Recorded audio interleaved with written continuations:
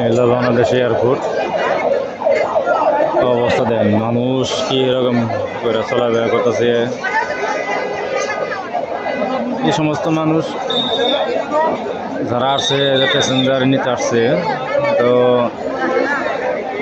সরকার আসলে আমাদের এই বাংলাদেশের এয়ারপোর্টটা আসলে জঘন্য জঘন্য লাগে। এরকম অনেকদিন বাইরে ছিলাম, তারপরেও এই তারিখে দেখতেছি ডাবল পরিস্থিতি অনেক খারাপ।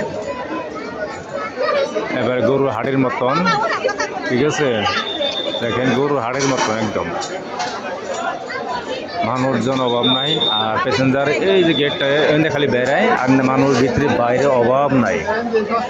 এই সমস্ত মানুষের স্পেস যদি না দিতে পারে, তাহলে বাংলাদেশে আসলে সরকারে কি করে খাইব আর আমরা কি করে বসবাস করব। মানুষজন যদি কন্ট্রোল না রাখতে পারে, স্পেস না দিতে পারে, একজন প্যাসেঞ্জার যদি যারা আত্মীয় স্বজন ভাই বেড়াদার সবাই যে আসতে নিতে আসে, তো এই অবস্থা দেখেন। আসলে কন্ট্রোল করা হাঁটা খুব কষ্ট, আর সরকার আমাদের দেশে স্পেস দিতে পারে না। লং টাইম আসছিলাম বিদেশে, বিদেশি সিস্টেম আর বাংলাদেশের সিস্টেম অনেক আকাশ পাতাল ব্যবধান। দুনিয়ার সাউন্ড মনে হয় হাটের বাজারের মতন এরকম শব্দ করে, খুব হাট, যেমন বাবুর হাট, টাঙ্গাইল কুড়োটে হাট এরকম।